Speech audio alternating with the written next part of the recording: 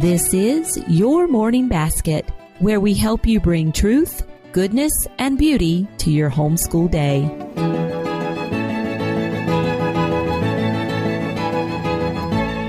Hi, everyone, and welcome to episode 26 of the Your Morning Basket podcast. I'm Pam Barnhill, your host, and I'm so happy you're joining me here today. Well, I thought I was going to be talking to Dr. Carol Reynolds about integrating subjects, and we did.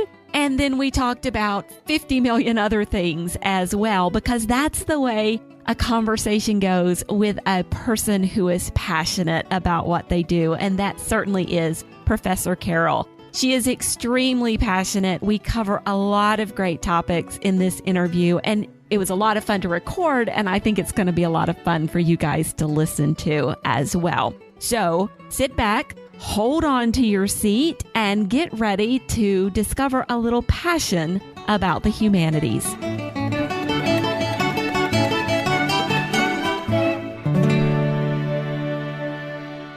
Professor Carol Reynolds is a champion for art education with a specialty in the study of Imperial Russia. She has a passion for music, history, art, and culture, and spent more than 20 years teaching music history at Southern Methodist University in Dallas. She shares her love for the humanities by leading art tours to a wide variety of international locations.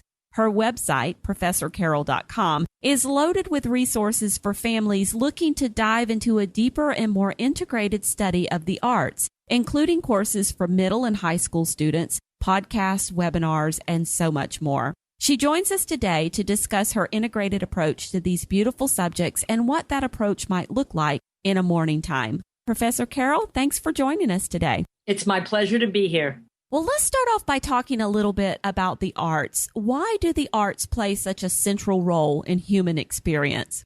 Well, we are defined by many things in our role here on this earth, but one of them is our creativity and our joy, our energy, the very thing that gets all of us all over the globe up every morning. You know, some of that is hard to describe in terms of an artistic explanation, but really we are, if at all possible, very creative and expressive beings. And we see that most of all in our children. We see the joy that they have inherently in anything that remotely resembles creativity. Yeah, whether it's singing or dancing or drawing or making up funny animal noises or seeing the beauty of something that someone else has created. They go to it like a duck to water.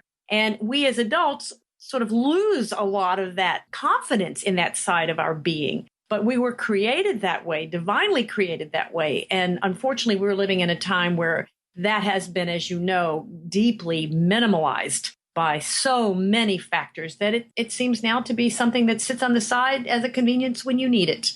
I agree. And that whole convenience when you need it, it's almost like it's become an afterthought as opposed to something that is absolutely central to who we are as a people and, you know, having the importance I think it deserves to our ability to express ourselves and communicate and live fully. I couldn't agree more. You've said it all right there. And, you know, the thing when we often talk, I mean, everyone who's involved with your audience is dedicated to bringing out the absolute best qualities in each child and in the entire family's life. There's no question about that. We often forget that among the values that we try to teach, and sometimes people call it the three transcendentals, goodness, truth, and the third, and this has been there for millennia, is beauty.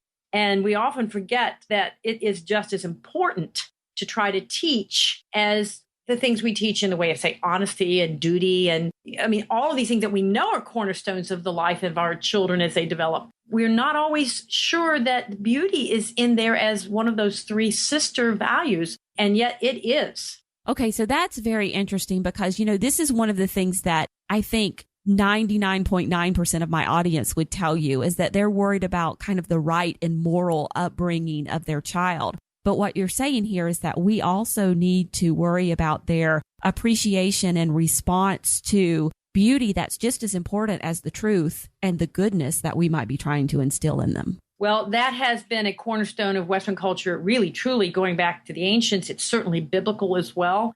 And yet it's not something that you sit around and say, okay, here's my notebook. I've got my goodness section and now here's my truth section. And oh, I better put a beauty section in. But in a way, that's also kind of an interesting moral exercise to think about. And we had to think about what is beauty and what is beauty in our time as opposed to other times. In fact, saying that leads me to one of the most exciting things about studying the arts is that when we study the arts, we get a window into what was considered both beautiful and dynamic in past eras. And of course, those standards of beauty definitely change, or we'd all be wearing powdered wigs and have collars of lace around our necks, right? Mm-hmm.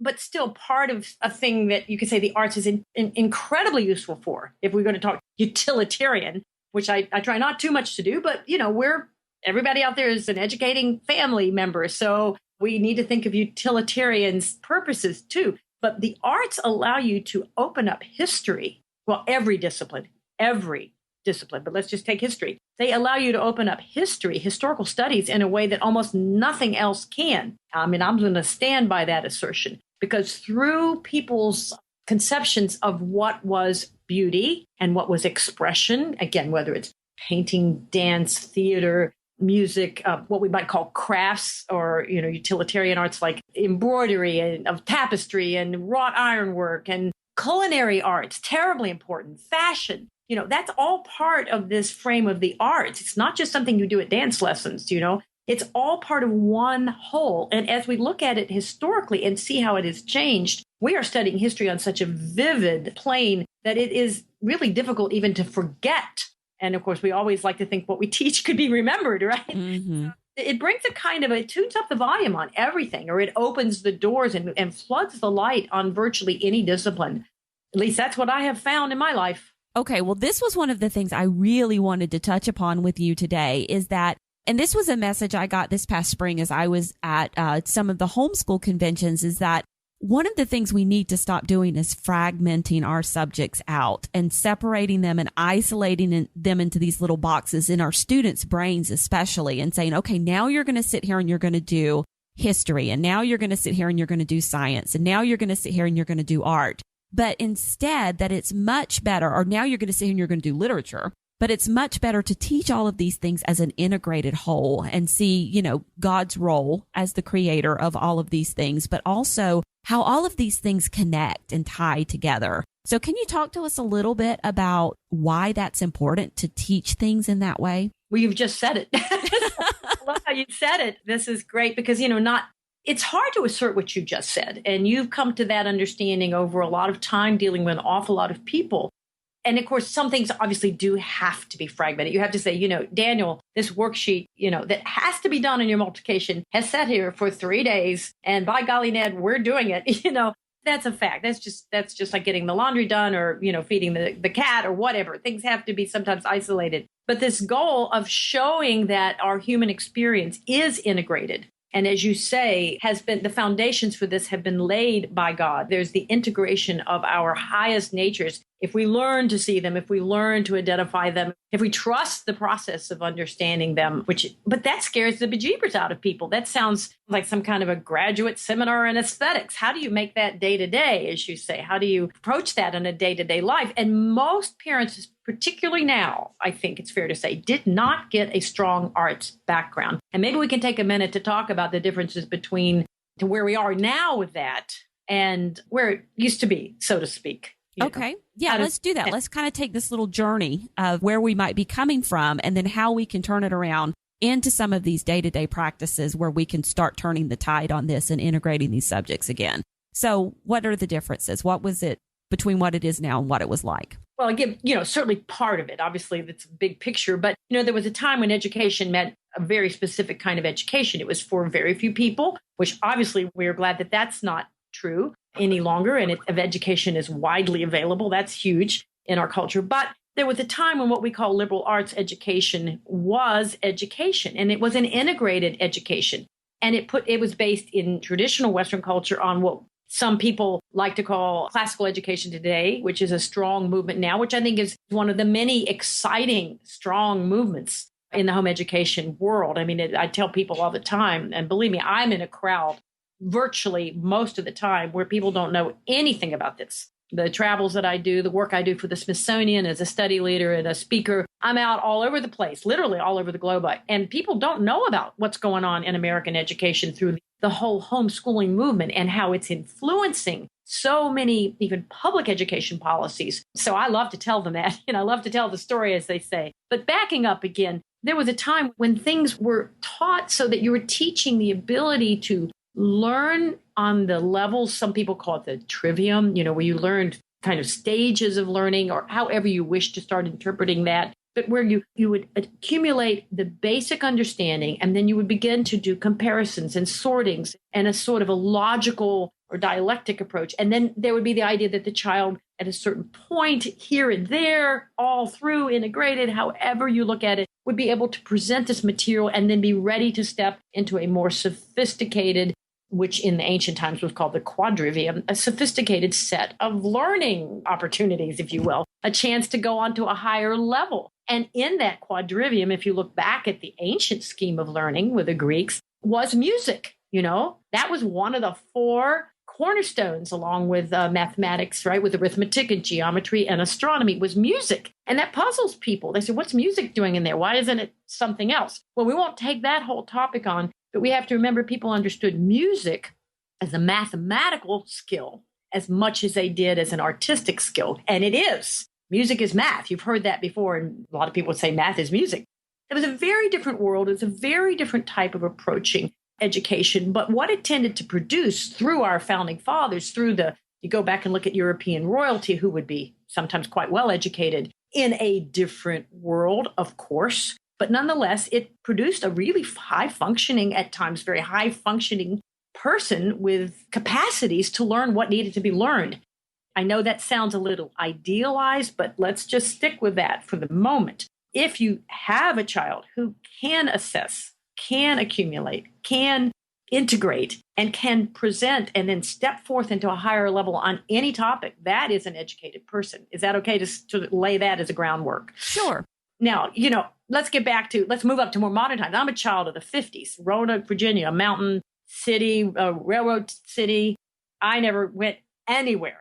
I never saw anything growing up but the backyard, pretty much. Okay. But I still got a very good education in the public schools there because we had, as I remember it very vividly, every week, 3 times, I think it was a week, the song lady came, and every room had a piano in it. Can you imagine that now? And teachers could play, and out came the songbooks, and then we had the art, and then we had the folk dancing, and then we had the school play, and everybody was in it. And it all maybe sounds a little quaint now. That's not what most 6th graders are experiencing now, right? No. But every day you knew you had that component. And of course, you look forward to that because it was usually quite fun. And it also was such a sort of a relief to the soul, if you would put it together like that. But we came out with a pretty good understanding, considering where I was, the socioeconomic level of my education, which was not terribly high at that point. But nonetheless, I had an idea that all that was important, and that if we had May Day and we had the Maypole, we had the May songs, and there was a folk dance that went into it. And then we looked at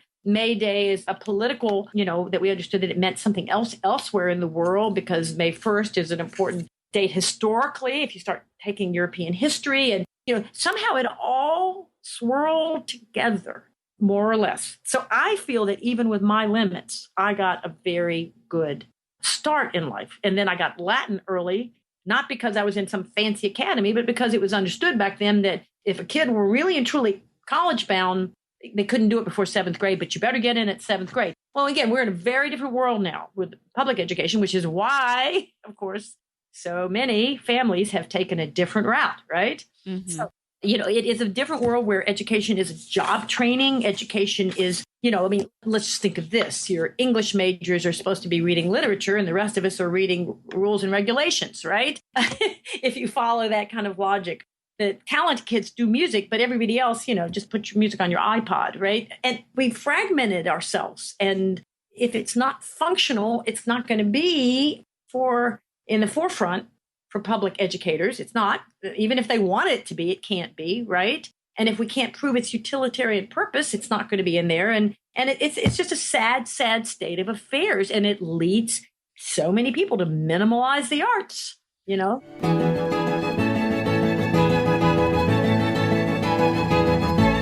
Well, Well, and you kind of touched on my next question. So, you were saying that the arts kids kind of get to go and do the arts, and only the literature kids, only the English majors get to read the literature, and everybody else is kind of reading the instruction sheet. But there is an importance of art for even those who, STEM is like the biggest thing these days. But even those kids who are going into those STEM fields, they really do need to experience the art. So why would art be important for someone who might be going into engineering or a more technical field? Well, I'll give you two scenarios. One is up into a certain age, there's not a parent out there or not an educator out there who will usually, whenever you say that, you're in trouble, but I'll just stay in trouble. I'm always in trouble, right?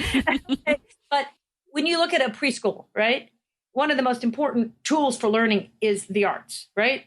Whether it's finger painting and gluing who knows what together to be whatever kind of rabbit it is today, whether it's the songs, think of how much is learned through songs if they are properly employed. Vocabulary, the syntax of a language, the rhythm of the language, expression, human lessons, proverbs. I mean, we could fill 10 pages with what you learn through the traditionally solid children's songs, whether secular or sacred. You learn something from London Bridge. You learn something from every hymn text that you teach a child. That is solid learning, and it's done through music. You can memorize so much more if you sing it. You can express so much more if you sing it, on and on. Everybody kind of knows that, and you dance this to understand it, and you sculpt that to understand it. Everybody seems to be on board with that until they get to be about age what?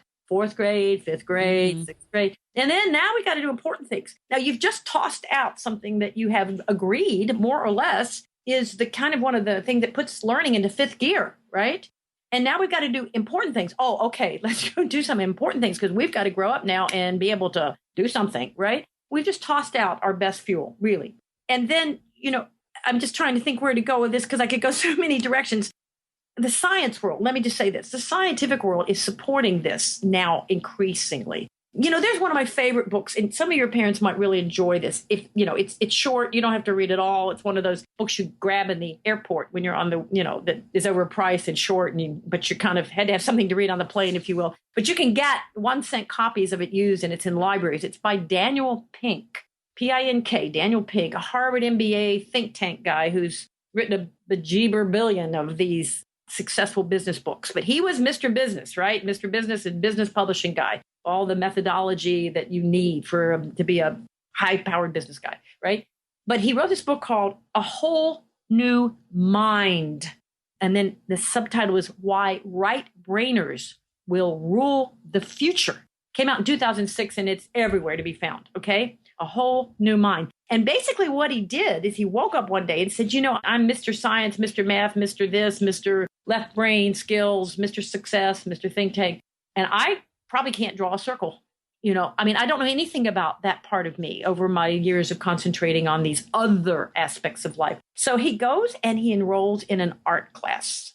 And I don't want to say any more because anybody would enjoy this book. I don't want to spoil it. And he does it not out of personal curiosity only, but he does it because he also understands something about the business future of this country and of the Western world, which is the jobs that we think are technological. We think we're a technological culture, we went through the Industrial Revolution, and now we had the technological revolution, and then that's the future.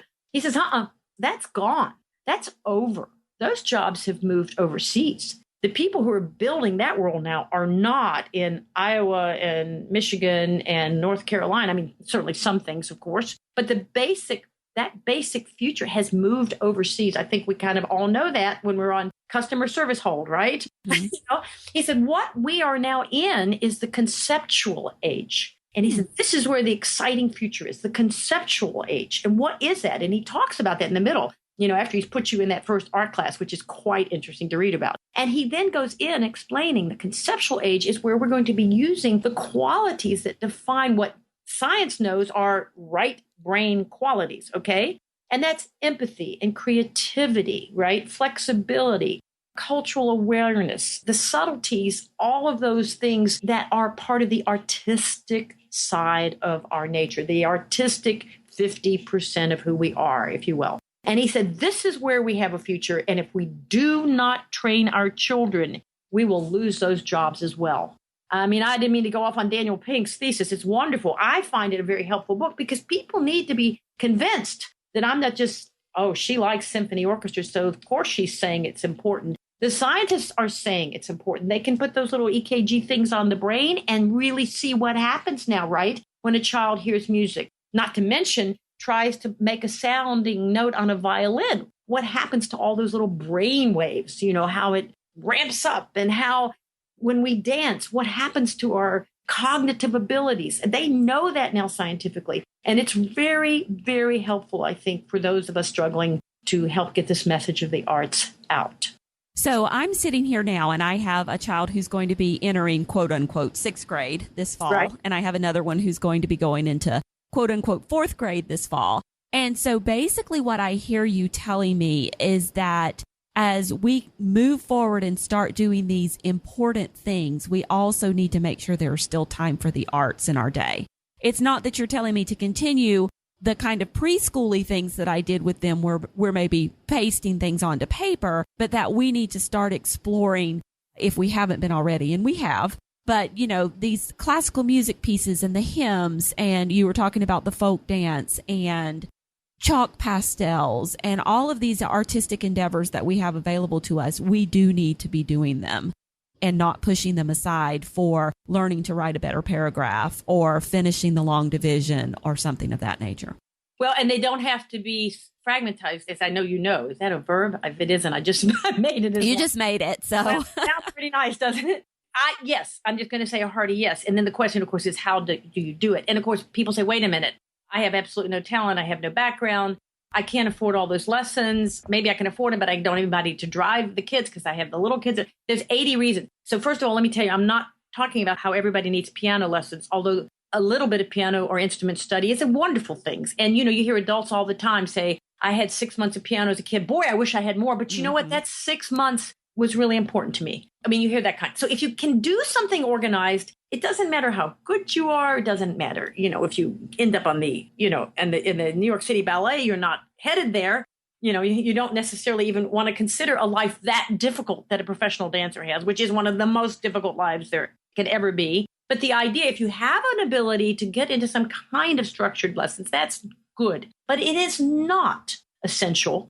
And it is not really the goal, which is to make the opportunities for your child, your children, your family to be arts appreciative, beauty appreciative, arts aware, and understanding historically. And I kind of want to go in two directions. Can I backtrack a minute? I'm Miss Sure. Rabbit Path. Let's look at what we do with sports in this country. And I love sports, by the way. I love baseball. I grew up, you know, watching. I mean, when I was first at SMU, when I was first a graduate student, Michael Jordan was a freshman, okay, at University of North Carolina. I mean, do you think I learned about basketball? You better believe I learned about basketball.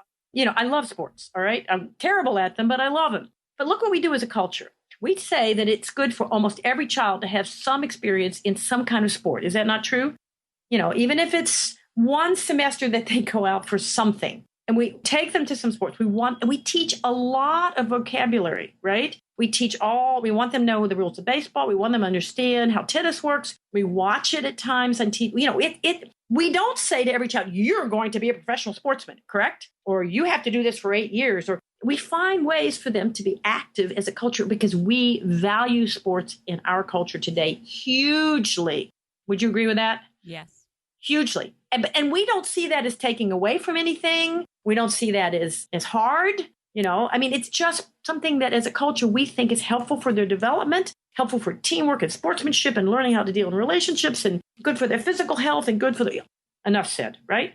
Compare that with how we look at the arts as this kind of unattainable, difficult, hard to figure out how to do thing. I mean, I think that contrast is an interesting one to draw. And I think when parents lay that out for themselves, they can use what we do culturally about sports to help inform them how they might more easily and naturally approach tackling something about the arts. And to go to the other side of it, the resources now are everywhere, even if you live in the utter boonies. So much marvelous stuff is available online. There's a lot of garbage, as we know, but there's so much available online that it's staggering. Yes? Yeah. Yeah, it really is. And you don't want them glued to the computer all the time. But you see, if you're doing some kind, let's say you're studying, I don't know, you're studying Louis XIV, right? You're trying to do French history, right? The way you do French history is through the arts. Okay, you need some battles. You need a few things. But boy, you want to tell the story of the 17th, 18th, 19th century French culture. You do it through the arts because by golly, Ned, that's what they valued. Look at Louis XIV. What was valued at Versailles. In our course, Discovering Music, we do a whole unit. Unit 4 is on Versailles. Because the entire concept of the monarchy in modern European history, through the 18th and 19th century until World War I, was built on the same model that Louis XIV put together. It wasn't completely new. The medieval kings had it. The ancients had it. But he put this system. It's like setting up a sports system in a college would have been, right? He set up a system of the arts that defined his kingdom. And his number one art was court dance, which was drilled almost excruciatingly by his courtiers, under force, by the way, and the arts of music and of painting. His first institutions, and they were called academies, many of them were dedicated to the arts. The money went to the arts, the grandeur. And again, I'm including everything, chandeliers, parquet floors, fashion, all of it integrated as a gesture, as a symbol of power. And so it's not something we have to reach out and pay lessons for to find examples of. Boy, that was really a long sentence. I'm going to stop for a minute, okay? I get a little wound up about this.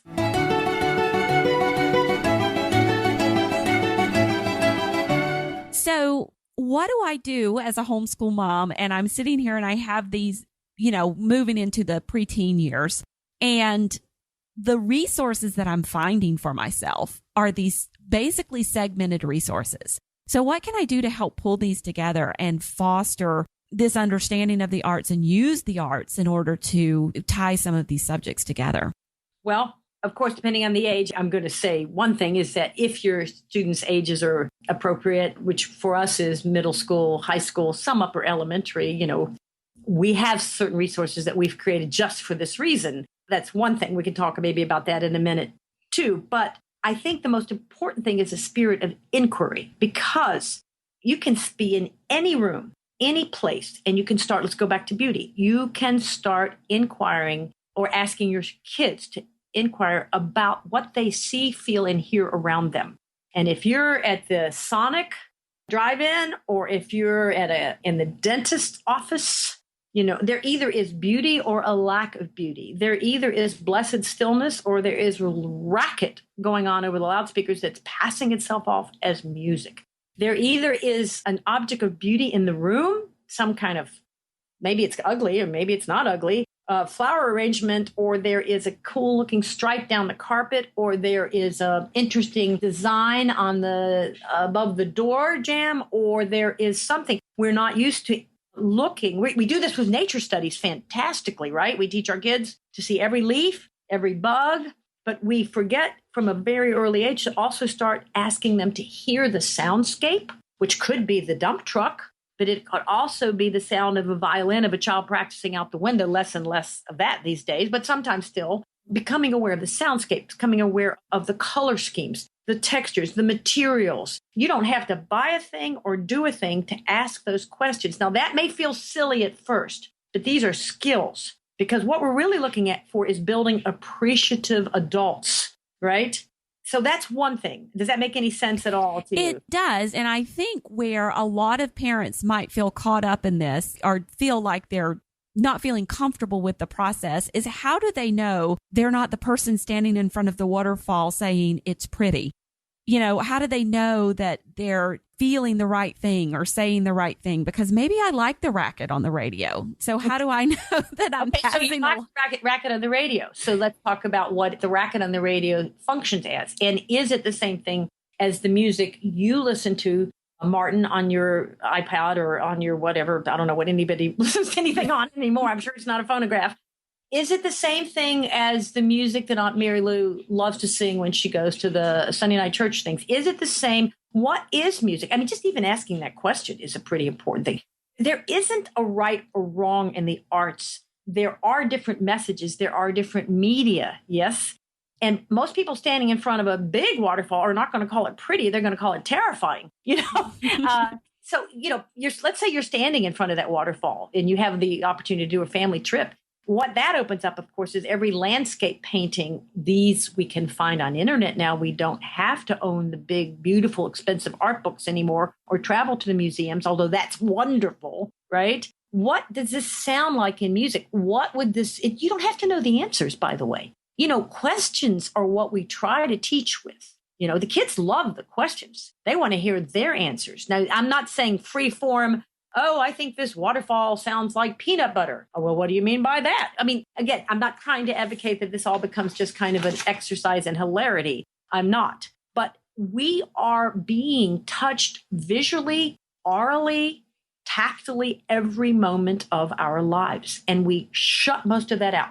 So I do think that parents worry too much about whether they're putting the right music. It's got to be Mozart for babies, or is it supposed to be Haydn? Is it Bach for baby? How much Bach should this baby have? Or should it mostly be Mozart? What is all that about? Mozart was just a composer, who struggled to make a living and did a pretty bad job of it in most cases, who the canon of Western culture, I think correctly, anointed as possibly the greatest composer ever. Lots of people will disagree with that. But how did Mozart, there's another conversation. Beethoven. Oh, yeah, I know Beethoven. Well, why do you know Beethoven? We do a little free mini course that's called 7 Days to Beethoven. And one of the things I try to do is say, why does any people who don't know a note of music hardly in terms of so-called classical music, why do they still know the name of Beethoven? How did that happen?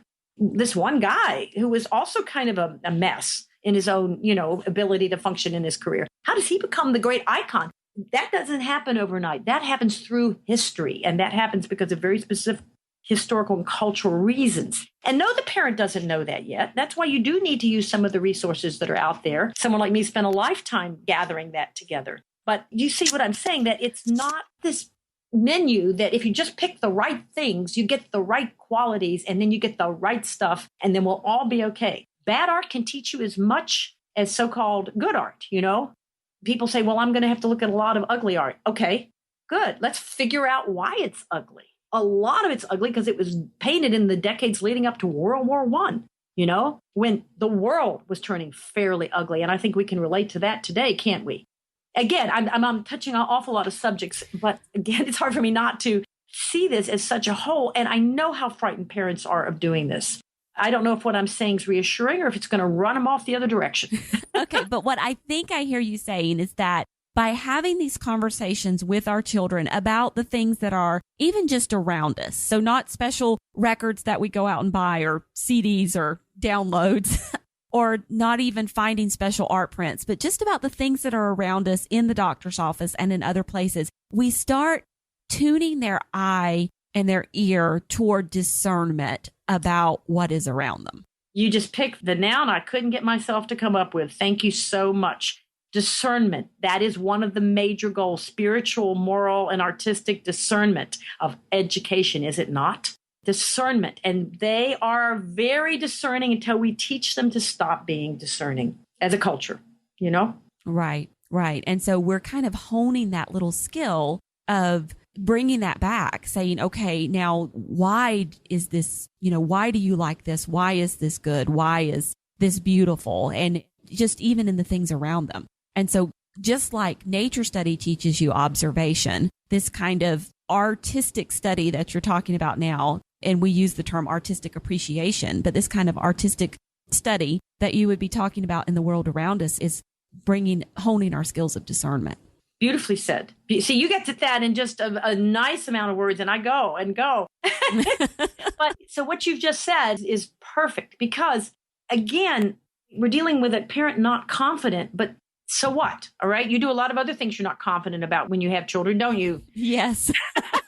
And that doesn't stop you. You're not confident about virtually anything when you bring them home. And if you understand there's not a right, I don't care how much Mozart your baby hears. It's fine. It's also fine if they hear Appalachian ballads. It's also fine if you put on Verdi opera arias. It's also fine if you put on, Fanny Crosby hymns. But the main thing is that you sing to them and they hear singing. And in our world, that's much harder than when I grew up. When I grew up, there wasn't probably a person on our street who didn't either play the guitar, play the banjo, play a pump organ, sing in the choir, play the trumpet, not because we were fancy, because we weren't fancy. You see, it's much harder for kids to see somebody whittle. It's much harder for kids to see somebody, doing weaving or knitting or all of these things or decorating a cake, really decorating a cake, not just buying a squeeze thing out of the, although I like those squeeze things too, but, or to make, making Jello salads. You know how beautiful Jello salads used to be in the 50s? That was your credential as a homemaker, with your beautiful Jello salads.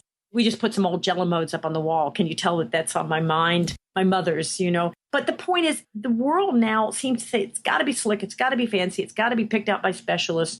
And I'm saying to you, we are constantly hearing, seeing, feeling, touching, and moving. And that is our artistic side, and it is a powerful tool for learning. Yeah. So just thinking about those old domestic arts, they're really lost these days. Yeah. Yeah. I agree. Did you ever watch a relative really iron a shirt, starch and iron a shirt? Really? Like a work shirt? Like I had a neighbor who, her husband worked for Greyhound buses. And man, watching her do those shirts, that was an art. Is that as much of an art as dancing on point? It's a different art. Okay. But children need to understand craft, skill, art are coming out of the same kind of well of passion, if you will, and being aware of it and learning to respect it. And we want our kids to respect that, don't we? That's, and to me, the arts, one of the things the arts teach is respect, just as we do with sports, right? We use sports to teach respect for discipline, for teamwork, for cooperation. Yes, the arts offer exactly those same things.